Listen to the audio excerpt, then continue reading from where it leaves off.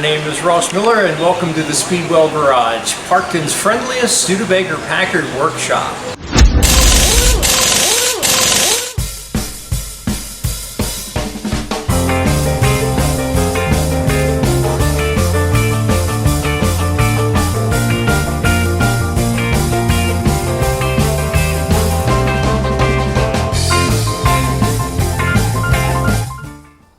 So this is a 1953 Packard Clipper that I have converted into a shop truck, and I use it all the time. In fact, I was just up at the Hershey Car Show with it last week.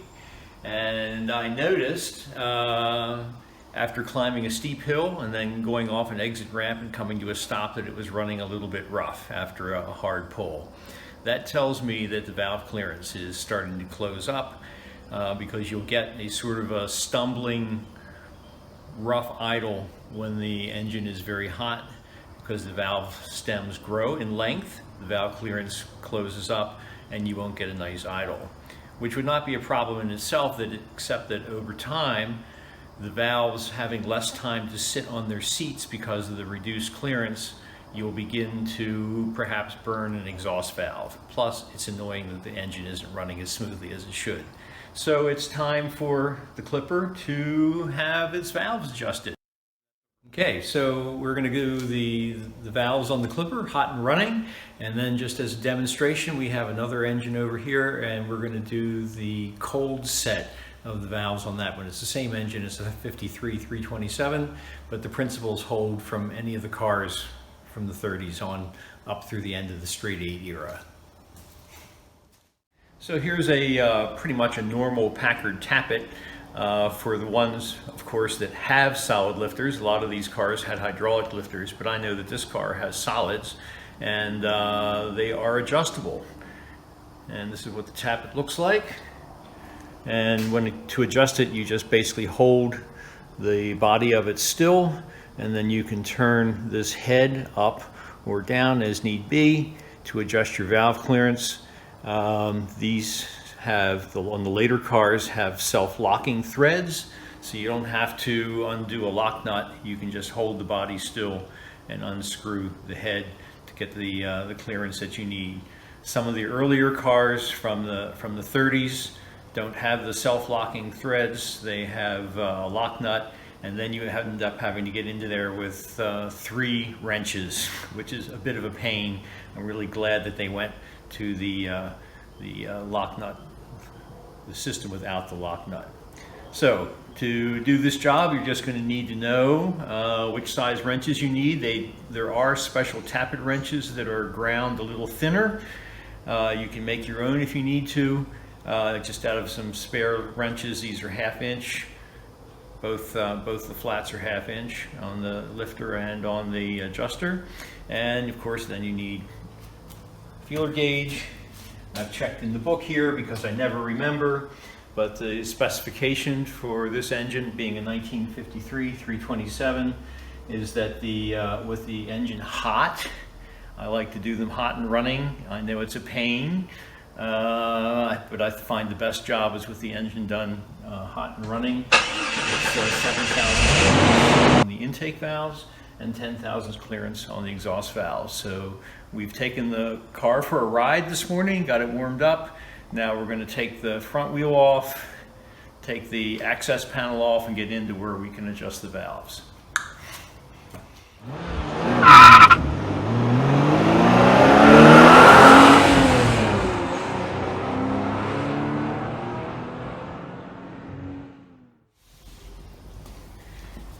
So you can see we have the valve covers off, nothing to that. Take the side panel off of the inner fender. That's true for almost any Packard all the way back into the 30s. They made it so you could get in to adjust the valves. You don't have to take a fender off. You don't have to take the engine out. As I think I mentioned before, I prefer to do the valves hot and running. The valve stems grow at slightly different lengths depending on the temperature of the valve. So this brings it into real life proper adjustment. You can do them cold. In fact, I have often done that, and any engine I rebuild, of course, gets the valve set cold initially.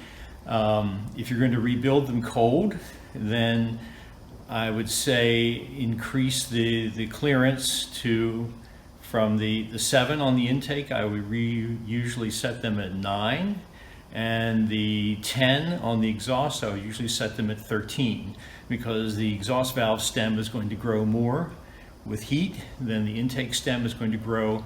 And so I think 3,000s or even 4,000s would be a good allowance for that growth. But in the final analysis, if you want it really nice, you do it hot and running. So I've turned the key on. Now I'm going to start the engine, let it run for a little bit to warm back up, because it's been a few minutes since it ran, and then we'll go ahead and start adjusting the valves.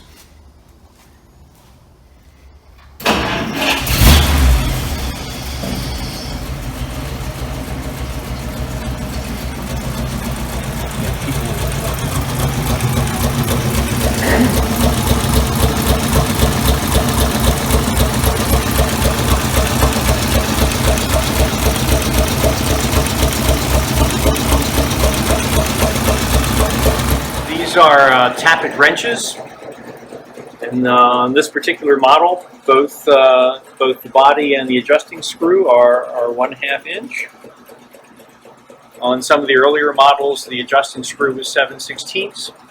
If you can't find tappet wrenches, which actually you can often pick up at flea markets because who wants them anymore, then you can just take a normal wrench and grind it down. It's nice that they have the longer shank. It gives you a little bit easier adjustment. You have a little bit more leverage. It's not all that difficult to turn the adjusting head. It's just you can get a finer feel if the wrench is longer. So I'm going to just dive in here, and I'm going to start by doing the intake valves. You can tell the intake valves because they're the ones, a little hard to see. And here's our intake runner right here. So the intake valves are going to be the valves on either side of the intake runner. The next intake runner is here. So it's going to be the 2 valves on either side of the intake runner. The other valves then are obviously exhaust, which you can see up. Here's an exhaust port. So it's going to be he's an exhaust, there's an exhaust port, so he's an exhaust. So you don't want to get lost as you adjust the valves and set them to their own spec. I like to generally do the intakes first, which I'm going to do at 7,000s. I don't know if you can see that on there. That gives the exhaust valves more time to warm up to their final length. The intakes are not as critical. They're not prone to burning. The exhaust valves are the ones that are more prone to burning. So I'm just going to start at the front and work to the back. And I don't know if you can catch this, but we'll hope so. All right, we're recording. All right, so here's an intake runner. These 2 are intake valves. Let's sort of see what clearance we have. I should be on the slip. It's 7,000s. Yeah, oh, he goes in very nicely. With just a light drag. That tells me he's good. All right, let's do this next intake.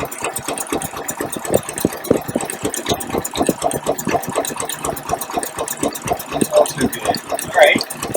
The valves on this engine were adjusted, I don't know, 8,000 miles ago. So they probably haven't changed much, but I just wanted to be sure. Wow, I must have done a good job last time. It was really good. The intake valves are not likely to change much because they don't get anywhere near as hot as the exhaust valves, so they are much less likely to recede into their seat. And all these are feeling really, really good, just a light drag.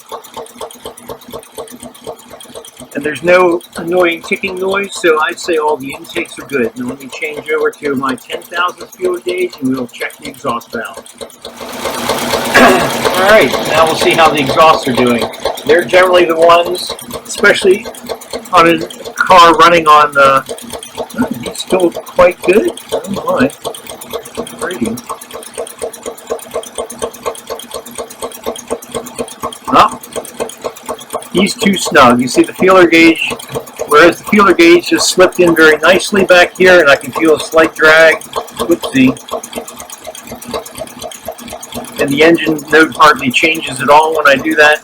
On this one here, which is the exhaust for cylinder number 7, the number 10 will not slip in, so I'm going to have to get both arms up in here. I hope you can still film.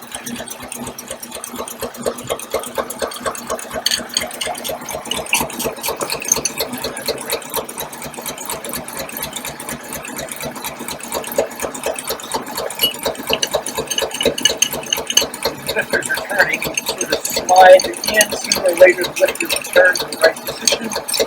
And I put the wrench on and you get it. Let me try it.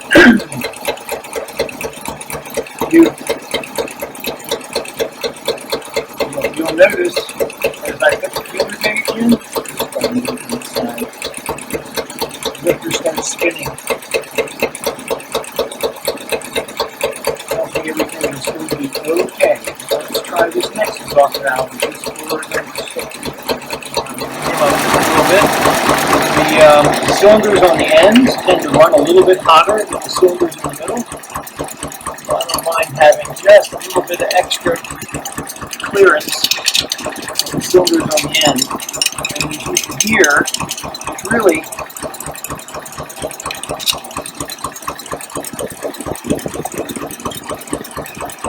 almost no valve noise when they're adjusted properly. So then we're done. Sometimes I like to go back and just up here a little bit.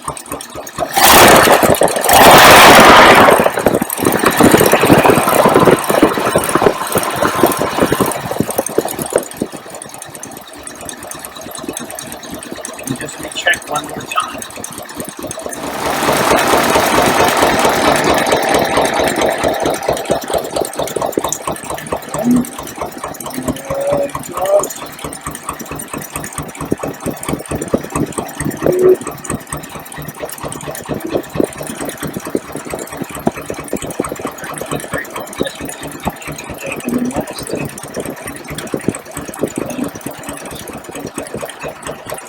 Okay, great.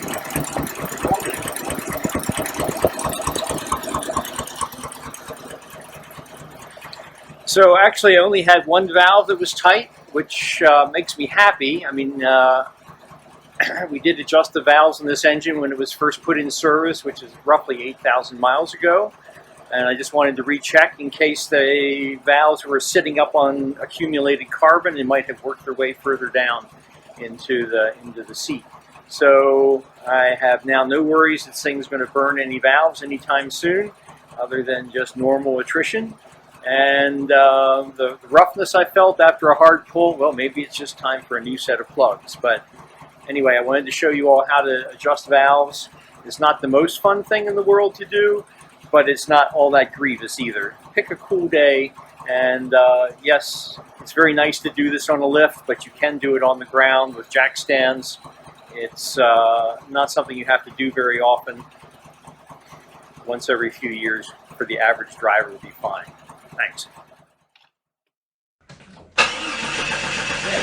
So just to illustrate a little bit better and to also give you a view of how to cold set valves, here's another 327, just like what's in the 53 Clipper here. And this came out of a parts car, but it runs really well. We're checking over a number of things on it, and so before we put it back into its next home, thought we'd check the valves on this and then show you how it's done. So with that is not running, you can actually only check your valve clearances while the piston is on the compression stroke or just at the end of the compression stroke. That way the lifters, the cam lobes are all the way down and you get an accurate reading. Now there's a number of ways to find out where your piston is, and this is my favorite one right here. This is a little whistle. It was made probably back in the 1940s by an old friend of mine who was a mechanic who trained back in the 40s, and it's just a whistle, and when the engine is on its compression stroke, it will whistle very strongly like that. So I don't know where the engine is in its timing cycle right now because I don't have the timing cover on the front of the engine. But we'll just screw the whistle into cylinder number 1. I'll take a wrench and turn it over, see what we find. There we go. It's compressing.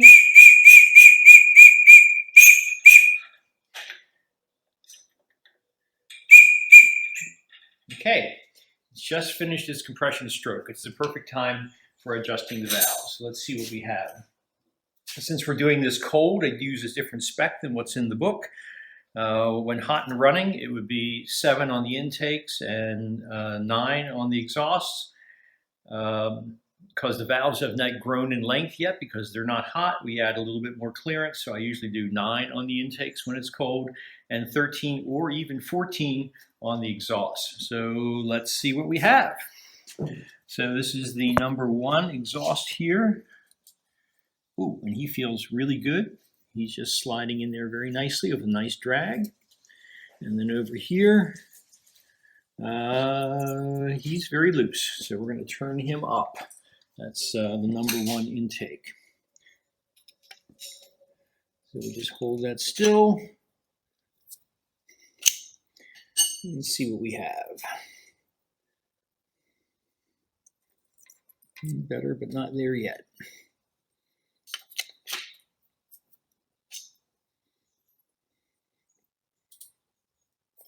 Oh, there we go. Nice little drag. A little stiff at the end because the ends of my feeler gauge is a little bit mushroomed.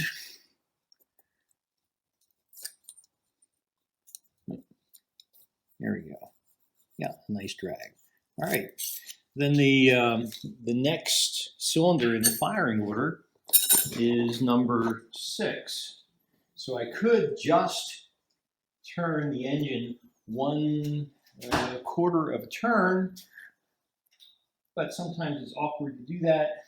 So we can use our whistle again, or we can use another method, which is just to take an ordinary penny and lay the penny in number 6. We're just going to follow through the firing order so we don't have to keep turning the engine over and over and over. Now, if all goes according to plan, that penny should, let me see if get over here so I can watch it.